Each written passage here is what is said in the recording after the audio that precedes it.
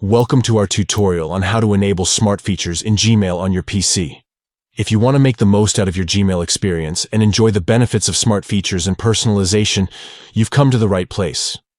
In this tutorial, we'll guide you through the steps to enable these features. Let's get started. Step 1. Open Gmail on your PC. Step 2. In the top right corner, click on Settings. This will open a drop-down menu with various options. Step 3. Select See All Settings. This will take you to the Gmail settings page. Step 4. Scroll down until you find the Smart Features and Personalization section. Step 5. Next to it, you'll see a checkbox. Simply enable the checkbox to turn on Smart Features and Personalization in Gmail.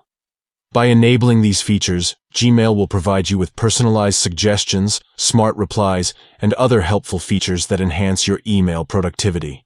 Thank you for watching our tutorial.